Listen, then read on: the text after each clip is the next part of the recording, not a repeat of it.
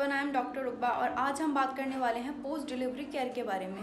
जब एक माँ बच्चे को पैदा कर देती है तो उसको अपना ध्यान और अपने बच्चे का ध्यान किस तरह से रखना चाहिए। जैसे ही एक माँ बच्चे को डिलीवर कर देती है, जब हम उसको शिफ्ट करते हैं उसके 15 डेज़ तक उसको बेड रेस्ट करना ज़रूरी होता है। उसके बाद 3 मंथ्स तक उसको अपनी केयर करनी ज़रूरी होती है। बहुत सारे लोग ये बोलते हैं कि नॉर्मल डिलीवरी के बाद तो 15-20 दिन में ठीक हो जाते हैं, काम करने लग जाते हैं, ठीक है, लेकिन उसका अपना केयर भी बहुत इंपॉर्टेंट है। पेशेंट अगर वेजिटेरियन है तो वो नहीं खा पाता। एग, बहुत सारे पेशेंट्स आते हैं कि हम एग नहीं खा सकते, उसको पूरी प्रोटीन रिच डाइट लेनी है। अगर वो अंडे नहीं खा पा रही है तो उसको कच्चा पनीर खाना है, सुबह शाम 100-100 ग्राम खाना है। अगर पेशेंट नॉन वेजिटेरियन है तो वो बॉइल्ड चिकन खा सकती है जिसमें कोई मिर्च मसाले कोई भी ऑयल ना हो।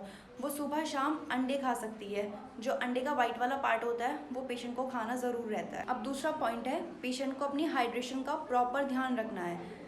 पेशेंट को ठंडा पानी नहीं लेना है, पेशेंट को हल्का गुनगुना पानी पीना है। जब भी उसको प्यास लग रही है नारियल पानी लेना है। एक नारियल पानी वो सुबह में ले सकती है, एक नारियल पानी शाम में ले सकती है।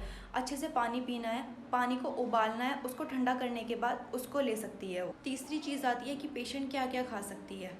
अब हमारे इंडिया में सांदा बनाने का, निशास्ता बनाने का, जिसको कोई कोई लोग छुआनी बोलते हैं, बहुत ज़्यादा रिवाज रहता है। तो पेशेंट को ये लगता है कि बच्चा पैदा होता है जब वो घर में बनता है तो मैं भी खाऊं। पर जिसको एपिजियोटमी होती है, जिसको टाँके लाए होते हैं शरीर में, या उसकी सर्विक्स टीयर हो जाती है, उसको सूचर किया होता है, तो कोई भी पेशेंट घी, दूध, दही ये सब कुछ नहीं ले सकती है। उसको नॉर्मल सादा खाना खाना है। अब पेशेंट को क्या क्या खाना चाहिए। दाल का पानी बनता है, पतली पतली दाल होती है पेशेंट की, वो बनती है, उसमें वो रोटी डाल के खा सकती है। नॉर्मल उसको चम्मच से खा सकती है। सारी हरी सब्जियां खानी है। अब पेशेंट के लिए अगर हमें हरी सब्जी बनानी है तो कैसे बनानी है। 1 चम्मच तेल में लौकी, तोरी, ये सब कुछ जितनी भी हरी सब्जियां होती है पेशेंट को वो देनी है।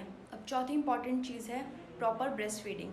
पेशेंट को बैठकर बच्चे को दूध नहीं पिलाना है। उससे जो टाँके होते हैं वो टूटने का डर रहता है और फिर वो जो स्किन होती है वो थोड़ी अलग हो जाती है और उसमें पेशेंट को दर्द रहता है, तकलीफ रहती है। उसे अपने टाँकों का ध्यान कैसे रखना चाहिए। Betadine solution and Betadine ointment, 2 बहुत इंपॉर्टेंट चीज़ हैं ये। जब भी पेशेंट वॉशरूम जा रही है तो वो बेटाडीन सोल्यूशन से ही वॉश करेगी अपने इंटीमेट एरिया को, और उसके बाद जहाँ पे उसको सूचर आए हैं उस जगह पे उसको बेटाडीन लगानी है।